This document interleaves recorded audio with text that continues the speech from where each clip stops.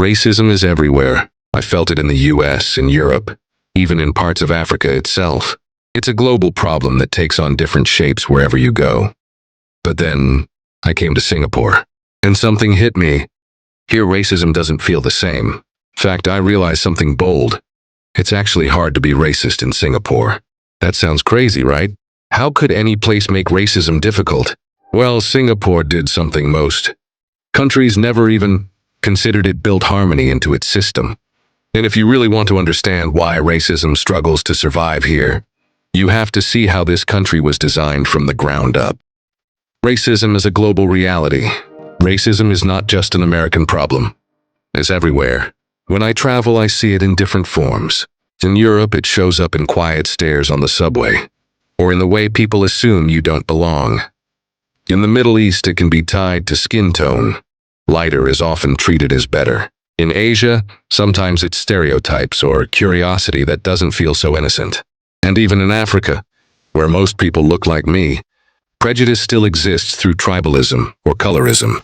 As a Black American, I notice these things instantly. Because in the US, race is always present. It's in the neighborhoods we live in.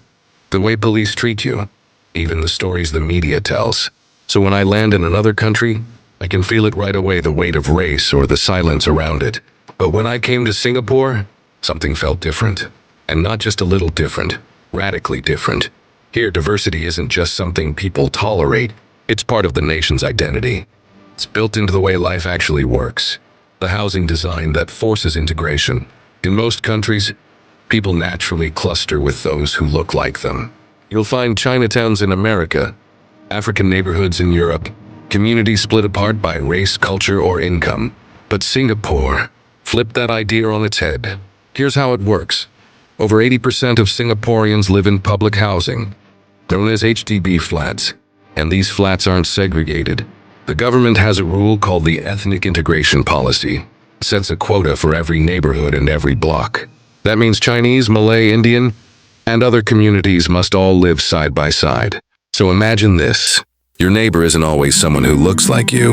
The kids you grow up with, they're from every background. Your classmate might be Malay, your best friend Indian, your upstairs neighbor Chinese. You don't just meet diversity, you live it.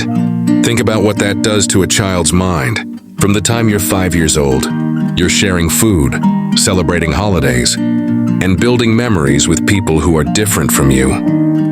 Prejudice doesn't stand a chance when your earliest friendships cut across race. Singapore doesn't leave harmony to chance. It's designed into the walls of the very buildings people call home. The language solution. Now, let's talk about language, because language can either unite people or divide them. Singapore, the solution is simple but powerful.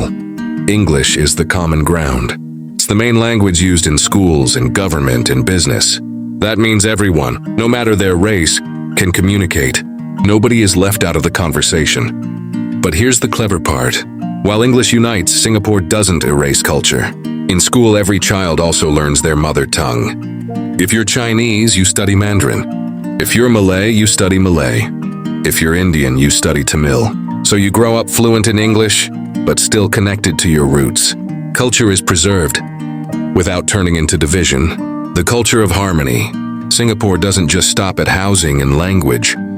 It takes harmony and makes it part of daily life. Every year, schools celebrate something called Racial Harmony Day.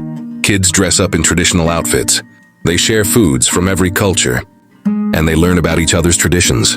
For a child, it feels fun. For a society, it's powerful. From a young age, you're reminded that different doesn't mean divided. Different means together. And then there's food. Oh man, the food. Indian roti prata, Malay nasi lemak, Chinese chicken rice, all of it on the same street, sometimes in the same food court. When you're sitting at a hawker stall, shoulder to shoulder with people of every race, all enjoying each other's food. Tell me, how can you be racist when your stomach refuses to be? Festivals are the same way. Deepavali, Chinese New Year, Hari Raya, they're celebrated openly and everyone joins in. Even if it's not your tradition, you feel included in the joy. This is what Singapore understands so well. Harmony isn't something you just talk about. It's something you practice every single day. And this balance matters, because when people can talk to each other, when they share a common language, misunderstandings shrink, respect grows, and suddenly, the idea of us versus them doesn't hit as hard, because there is a shared we. System-level safeguards. Now here's the thing. Harmony in Singapore isn't left to chance. It's protected. It's reinforced. The media avoids racial stereotypes. There are laws against hate speech and against stirring division. If you cross that line, there are real consequences. And that sends a message. Racism isn't tolerated here, but it goes deeper. Public campaigns remind people what it means to be Singaporean. Schools, housing, even national events are designed to put identity first. Not Chinese, not Malay, not Indian, but Singaporean. That's the key. Because when you see yourself as part of one nation, race becomes just one piece of the puzzle, not the entire picture. And honestly, that's rare. Most countries try to manage diversity. Singapore? It engineers it. It creates systems where racism simply doesn't have space to grow. Now here's the thing. Harmony in Singapore isn't left to chance. It's protected. It's reinforced. The media avoids racial stereotypes. There are laws against hate speech and against stirring division. If you cross that line, there are real consequences. And that sends a message. Racism isn't tolerated here, but it goes deeper. Public campaigns remind people what it means to be Singaporean. Schools, housing, even national events are designed to put identity first. Not Chinese, not Malay, not Indian, but Singaporean. That's the key. Because when you see yourself as part of one nation, race becomes just one piece of the puzzle, not the entire picture. And honestly, that's rare. Most countries try to manage diversity. Singapore, it engineers it. It creates systems where racism simply doesn't have space to grow. Reflection and nuance. Now don't get me wrong, Singapore isn't perfect. No country is. Prejudice can still exist in small ways, because people are people. But here's what's different. In many places, racism feels normal. It's accepted. It's built into the system. In Singapore, it's the opposite.